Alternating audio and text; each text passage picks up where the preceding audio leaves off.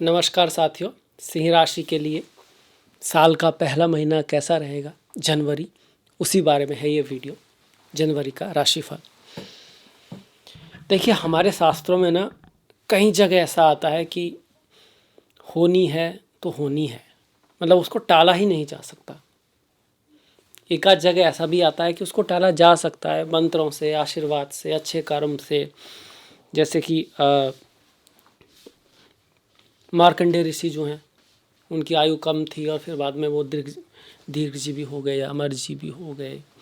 कुछ ऐसे भी मिलते हैं, पर ज़्यादातर ऐसे ही है कि जो होनी है उसको नहीं टाला जा सकता। तो फिर यह है कि क्या किया जा सकता है, उस पर रेस्पॉन्स बदला जा सकता है। चीज़ तो होगी, घटना तो होगी, उसका जो दृष्टा है, जो चेतना है, वो उसको कैसे देखती है, उससे बदला जा सकता है। और उसके बदलने से जीवन बदल सकता है। आपकी नज़र में जो जीवन है वही तो आपका जीवन है। अगर आपको लगता है बढ़िया है तो बढ़िया ही है, और आपको लगता है तो भले ही कितना भी अच्छा चल रहा हो तो ख़राब है तो ख़राब ही है। आपने लोगों को देखा होगा, तो वो चीज़ बदली जा सकती है। दूसरा, उसके ऊपर जो रिएक्शन है जो होगा, उसको देख के आपको क्या करना है, सही करना है ना, वो बदला जा सकता है। खैर, जनवरी में क्या लेकर आएंगे हमारे ग्रह, तारे, नक्षत्र, उसकी बात करते हैं। तो देखिए, सारे ग्रह आपके पंचम भाव में हैं, बहुत सारे ग्रह। एक ग्रह केतु है जो आपके प्रथम भाव में सिंह राशि में चल रहे हैं, राहु आपके सप्तम भाव में, शनि आपके अष्टम में चल रहे हैं, और गुरु की जो गति है वो आपके एकादश भाव में हो रही है। गुरु का गोचर बहुत अच्छा, शनि का गोचर बहुत अच्छा तो नहीं कह सकते भाई, ढैया चल रही है। राहु केतु का आप कहोगे कि केतु का उतना अच्छा नहीं है, राहु का ठीक ठीक है, ऐसे है बड़े ग्रहों का गोचर। तो पर इनकी बात की जाए, ये जो चार ग्रह आप देख रहे हो, शुक्र है, बुध है, सूर्य है, मंगल है, ये तो बड़े अच्छे दिखाई पड़ते हैं आधे महीने तक, कम से कम 15 तारीख तक कम से कम, क्योंकि पंचम भाव है।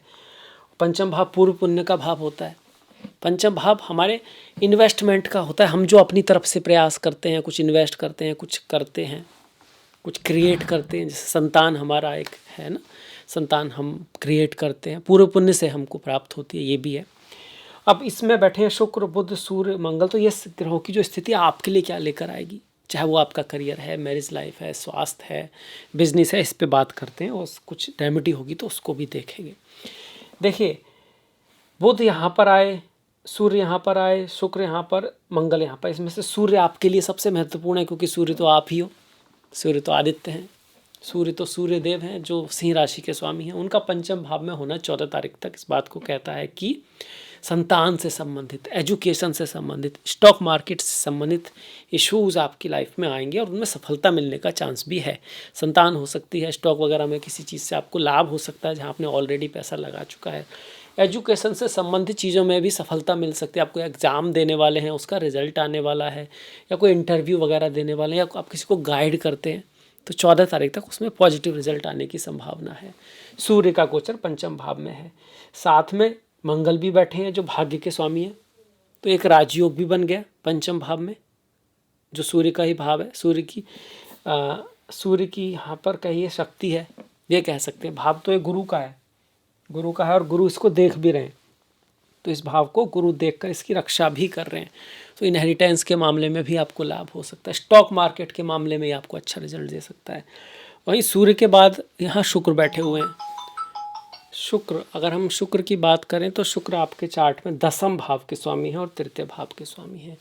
दसम का स्वामी, एक केंद्र का स्वामी त्रिकोण में जा रहा है, लक्ष्मी विष्णु का मिलन आप इसको कह सकते हैं। तो एक तरह से राजयोग है, पर अपने से अष्टम है, मतलब परिवर्तन आ सकता है, चेंज आ सकता है, बदलाव आ सकता है, या फिर परिवर्तन की आवश्यकता है।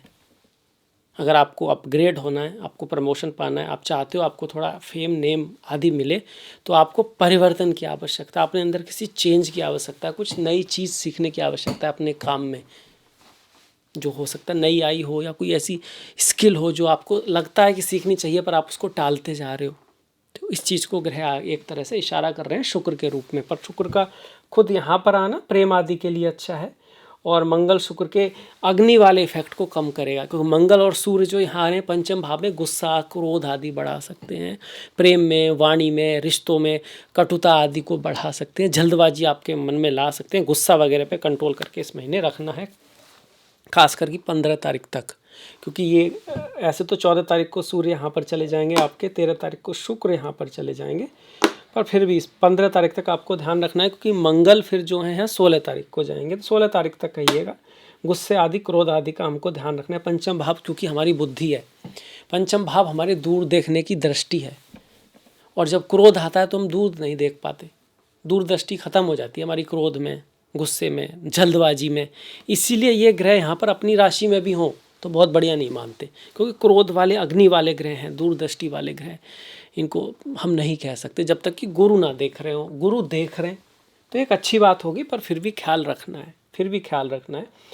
और बुध जो है वो भी यहाँ पर आ जाएंगे। यहाँ मंगल उच्च के हो गए तो महीने के दूसरे हाफ में आपको विजय मिल सकती है, किसी चीज़ में, कंपटीशन में विजय मिल सकती है, आप एग्ज़ाम पास कर सकते हो, आप स्पोर्ट्समैन हो, दौड़ते हो, फुटबॉल खेलते हो, वॉलीबॉल खेलते हो, क्रिकेट खेलते हो, कुछ इस तरह का जहाँ कंपटीशन है तो उसमें आप बहुत अच्छा परफॉर्म कर पाओगे। विजय मिलेगी या नहीं, आप बड़ा अच्छा दे पाओगे, शक्ति आपके साथ होगी, ऊर्जा आपके अंदर होगी और आप बहुत अच्छा परफॉर्म कर पाओगे अपने हिसाब से।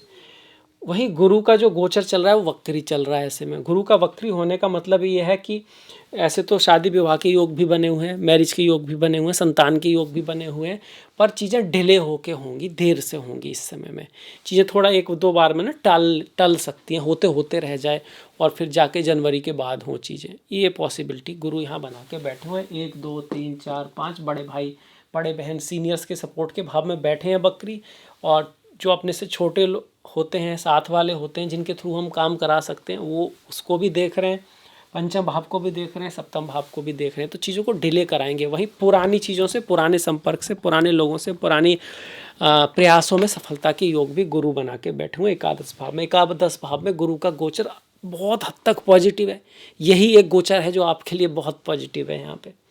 फिर ये इतने सारे ग्रह छठे भाव में गए हैं तो लड़ाई झगड़े से बच के रहना है। हालांकि जीत की संभावना मंगल और सूर्य की वजह से है, क्योंकि मंगल यहाँ उच्च के हो रहे हैं। अगर आपको कोई ऋण वगैरह लेना है बैंक आदि से तो उसके मिलने की संभावना है। भाग्य का स्वामी ऋण के भाव में जाके उच्च का हो गया है। कोई जॉब वॉब करना चाहते हो आप, नौकरी में कंपटीशन जिसके लिए आपको निकालना है, तो उसमें आपका नंबर वगैरह आ सकता है, कंपटीशन में आप अच्छा कर सकते हो। स्वास्थ्य का फिर भी थोड़ा ध्यान रखें, लड़ाई झगड़े आदि से थोड़ा बच के रहें, वाणी को मधुर रखें। अब इसके बाद शनि की बात करें, देखिए शनि की तो ढैया चल रही है, चलती रहेगी, और ऐसा नहीं है कि भैया ढैया में लोगों के काम नहीं होते हैं, ऐसा भी नहीं होता है। ढैया में 7.5 में लोग मिनिस्टर भी बनते हैं और प्रधानमंत्री भी, एसपी भी बनते हैं, आईएएस भी, डॉक्टर भी बनते हैं, इंजीनियर भी, पर चीज़ें सफल होते हैं, मतलब इसका अर्थ ये हो गया, पर आसान नहीं होती है। ये उस तरह से होता है जैसे जब घर की नींव रखी जाती है तो नींव एक तो दिखती नहीं है, एक ठंडे में होती है, किसी को दिखती नहीं है, ठंडे में होती है, और ऊपर से जो दिखता है वो तो मकान दिखता है, पर नींव वो होती है जो उसको संभाल के रखती है। नींव का मजबूत होना बहुत ज़रूरी है। तो नींव जब बनती है किसी चीज़ की तो कठिन तरह सारा भार उसी पर रहता है, कठिन समय ही होता है, ढैया 7.5, पर वास्तव में आपको एक तैयारी होती है। युद्ध के लिए से तैयारी करते हैं, युद्ध के लिए तैयारी करते हैं, एग्ज़ाम के लिए तैयारी करते हैं, तो प्रयास होता है, मुश्किलें होती हैं, हार्डवर्क होता है, मेहनत होता है, और कुछ बहुत ज़्यादा प्रिय नहीं होता, पर वो चीज़ें आपको बहुत कुछ सिखाती हैं, आपको योग्य बनाती हैं। जैसे किसी चीज़ की ट्रेनिंग वगैरह में हम जाते हैं तो बहुत मेहनत कराई जाती है, कई बार तो नींदें वगैरह भी, मतलब हम सो भी नहीं पाते से, चाहे मिलिट्री की ट्रेनिंग होगी, चाहे पुलिस की ट्रेनिंग होगी, कहीं की भी ट्रेनिंग में बहुत काम होता है। वो एक तरह से इसलिए कि बाद में कभी कभी कोई इमरजेंसी आए तो व्यक्ति उसको झेल पाए, टूट ना जाए। तो इसी तरह से आप इसको ले सकते हो। शनि की ढैया है, किसी किसी के चार्ट में, सिंह वालों की लाइफ में डिफ़िकल्टी इसकी वजह से रह सकती है, खासकर करियर को लेकर, धन को लेकर, 8 9 10 और पढ़ाई लिखाई एजुकेशन को लेकर। सबके लिए ऐसा नहीं होता है। अगर किसी अच्छे ग्रह की दशा महादशा है तो हमको पॉजिटिव रिजल्ट भी मिलते हैं। हाँ, एफर्ट, हार्डवर्क, थोड़ा सा इल्यूजन, थोड़ा सा ये चीज़ों का डिले डेयर होना, ये चलता रहता है। अब आ जाते हैं राहु और केतु। केतु का गोचर बहुत ज़्यादा पॉजिटिव तो नहीं है, अपने लक्ष्य पे ध्यान बना के रखना है, बहुत हृदय से निर्णय नहीं लेने, थोड़ा सोच समझ के, लॉजिक से, ईगो को सेंटर से हटा के साइड में रख के आपको सही निर्णय लेने की कोशिश करनी है। वहीं प्रेम है, खास करके जिनकी शादीशुदा लाइफ है ऑलरेडी, वहाँ पर शक के बेस पे कुछ नहीं करना है, चुगली वगैरह करने से बचना है। व्यापार में, बिजनेस में, फॉरेन चीज़ें, न्यू चीज़ें आपके लिए अच्छी रह सकती हैं। कोई नई चीज़, नई टेक्नोलॉजी का उपयोग करना, ऑटोमेशन को अपने काम में लाना, जिससे आपका ना फिजिकल एफर्ट कम हो, मशीनों के थ्रू उनकी हेल्प लेना अपने काम में, बिजनेस में, वो आपको हेल्प कर सकता है। और पार्टनरशिप में मैं कहूँगा वृद्धि होगी, लोग बढ़ेंगे, व्यापार आपका बढ़ सकता है बहुत ज़्यादा। पर जो पार्टनर के साथ रिलेशंस हैं उनमें थोड़ा दूरियां भी आ सकती हैं, उसमें थोड़े मतभेद भी हो सकते हैं, उसमें थोड़ी डिस्टरबेंस भी हो सकती है राहु के चलते। यहाँ पर आपको थोड़ा अपने से बड़ों से, सीनियर से, गुरु, टीचर, बॉसेस से थोड़ा बना के रखने की आवश्यकता यहाँ पे राहु दिखा रहे हैं। राहु इस शतभिषा नक्षत्र में है, अपने नक्षत्र में है, तो बहुत सारा अच्छा परफॉर्म भी आप कर सकते हो, पर जिसके थ्रू लोग थोड़ा जल भी सकते हैं, ये भी है। तो अपना थोड़ा हम्बल रहना है। जैसे बोलते हैं ना, जब काम बोले तो ही ठीक है, आप ना बोलें, आप हम्बल ही रहें। आप अच्छा करोगे तो वैसे भी सबको दिख ही जाएगा।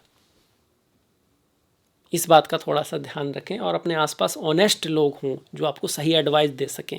कई बार थोड़ा कड़वा होता है, सही लोग ना बताते हैं, क्योंकि जो चापलूसी लोग होते हैं तो हाँ हाँ यस सर करते हैं, और आपको सही भी लगता है कि यार मेरे को कहीं ना कहीं इंस्पायर कर रहे हैं। पर जो सही आदमी है वो आपको नेगेटिव भी बताए कि भाई इस तरह से मत करो। तो ऐसे लोगों को अपने साथ में लेके चलें ज़िंदगी में, तो आप बहुत ऊपर जाओगे। शनि हो गए, गुरु हो गए, राहु केतु हो गए, ये सारे ग्रह भी हो गए हमारे। तो लगभग सब पे बात कर लिए। महीने के पहले हाफ की और दूसरे हाफ में, इस भाव पे तो काफ़ी हमने बात की, पर इस भाव को थोड़ा छोड़ा कि इस भाव पे इतने सारे ग्रहों की दृष्टि आ रही है। तो सेकंड हाफ में यात्रा का होना, ट्रैवल का होना, खर्चे का होना भी दिखाता है। स्वास्थ्य का भी हमको थोड़ा सा ध्यान रखना है, क्योंकि ये भाव यात्रा, ट्रैवल, अपने घर से दूर जाना, विदेश यात्रा वगैरह, ये सब, और थोड़ा बहुत लाइफ में डिस्कम्फर्ट आना, जिसको सॉल्व करने में हमें थोड़ा मेहनत लगे, एफर्ट लगे, हार्ड वर्क लगे, इस चीज़ को भी ये सारे ग्रह, सूर्य, शुक्र, मंगल, खास करके सूर्य, मंगल, ये सब, बुध, शुक्र, ये सब दिखा रहे हैं। ये एक मिक्सचर है शुभ और अशुभ ग्रहों का। मतलब आपको जीत के लिए बल के साथ साथ, शक्ति के साथ साथ, थोड़ा डिप्लोमेसी का, बुद्धिमानी का यूज करना चाहिए। वाणी को मधुर भी रखना चाहिए, प्यार से भी काम निकालने की कोशिश करनी होगी, तब आप उन जो भी प्रॉब्लम आएगी उसके ऊपर उठ पाओगे, उसको सॉल्व कर पाओगे। सिर्फ इस तरह से सोचो कि भाई अब मैं तो अच्छी पोस्ट पर हूँ, मेरे पास पावर बहुत है और मैं उसको सिर्फ पावर के थ्रू चीज़ों को हैंडल कर लूँगा, तो वो यहाँ नहीं हो पाएगा। आपको बुद्धि का, ज्ञान का, कूटनीति का, शक्ति का, पराक्रम का और सही तरीके से काम करने की आवश्यकता ज़रूर है यहाँ पर। अब इसके बाद बढ़ जाते हैं त्योहारों के मामले में। नई साल है, आपको बहुत बहुत मुबारक हो, आपके सारे सपने जो हैं वो सच्चे हों, हकीकत में बदलें, बहुत बढ़िया हो आपके लिए साल। अब बढ़ जाते हैं लोहड़ी। 13 तारीख की लोहड़ी, 14 तारीख की मकर संक्रांति, सूर्य होंगे उत्तरायण। भीष्म पितामह ने इंतजार किया था इस दिन का कि तभी वो प्राण त्यागेंगे, ताकि आत्मा की गति में या दूसरी यात्रा में या सेम यात्रा के दूसरे पड़ाव में कुछ बेटरमेंट हो सके। तो बहुत महत्वपूर्ण है। इसके बाद शादी विवाह आदि के मुहूर्त वगैरह निकलेंगे, इस तक हम इन चीज़ों को थोड़ा डिले कर देते हैं, रोक लेते हैं। वैसा नहीं कि समय ख़राब है, किसी को दान करने के लिए, पुण्य करने के लिए, हेल्प करने के लिए, इसको खरमास बोलते हैं, बहुत अच्छा है। इसके बाद 23 तारीख की बसंत पंचमी है। तुम मुझे खून दो मैं तुझे आज़ादी दूंगा। सुभाष चंद्र बोस की जयंती भी है। कुछ तो देना पड़ता है, दान तो करना पड़ता है, समय का त्याग तो करना पड़ता है किसी बड़ी चीज़ को पाने के लिए भी। सूर्य कुछ देते हैं, रोशनी देते हैं, प्रकाश देते हैं, वायु प्राण देती है, जल हमको जीवन देता है, तभी देवता हैं, हम उनको जो है एक तरह से रेस्पेक्ट पे करते हैं। तो देना वाला होना बनना चाहिए हमको, कोई भी महापुरुष यही सिखाता है। इसके बाद 3 तारीख की पौष पूर्णिमा है, 14 तारीख की सतिला एकादशी है और 29 तारीख की जया एकादशी। ओम नमो नारायणाय, ओम नमो भगवते वासुदेवाय। जो नारायण हैं उनके साथ में लक्ष्मी है। नारायण क्या है? पालन करता है। पालन करना, पोषण करना, किसी चीज़ के हेल्प करना, अपने परिवार का पालन पोषण करते हैं, दुनिया समाज का पालन पोषण करने में जो हेल्प करता है वो विष्णु का काम कर रहा है यहाँ पे, है ना। वो हमेशा चलते रहना चाहिए। और भी बहुत सारी शिक्षाएं हमको भगवान विष्णु से मिलती हैं। इसके बाद 1 और 16 तारीख का प्रदोष व्रत है। 16 तारीख की शिवरात्रि। चिदानंद रूपा शिवोहम, शिव आनंद स्वरूप है। चिदानंद रूपा शिवोहम शिवोहम। भगवान राम, बहुत सारे लोग भगवान राम का नाम लेते ही राम को कौशल्या पुत्र भगवान श्री राम, वो ठीक है, पर उनका भी नाम राम क्यों रखा गया? रा सूर्य से जुड़ा हुआ है, माँ चंद्रमा से जुड़ा हुआ है। सूर्य और चंद्रमा जो है हमारे माता पिता समान है। वहीं राम जो हर घट घट में बसते हैं, राम आनंद आनंद से भी है, रमणीय। तो आत्मा का जो स्वरूप है चिदानंद रूपा शिवोहम शिवोहम, जो आनंद आपके अंदर है, वो जो बाहर है प्रकाश, वो भी राम का नाम है दूसरा। कई बार हम सोचते हैं ना राम का नाम वो तो है ही है, पर राम का भी नाम राम क्यों रखा गया, उसके बारे में हमको पता होना चाहिए। आगे बढ़ जाते हैं जी। माघा अमावस्या है आपकी 18 तारीख को, 6 तारीख की संकष्टी और 14 तारीख की मकर संक्रांति है। मुझे आशा आपको वीडियो पसंद आया होगा, अच्छा लगा होगा, कुछ सीखने को मिला होगा। ऐसा है तो शेयर करें अपने दोस्तों में, फ्रेंड्स में। आपने इतना सारा समय दिया, इसके लिए आपका दिल से बहुत बहुत धन्यवाद। नमस्कार।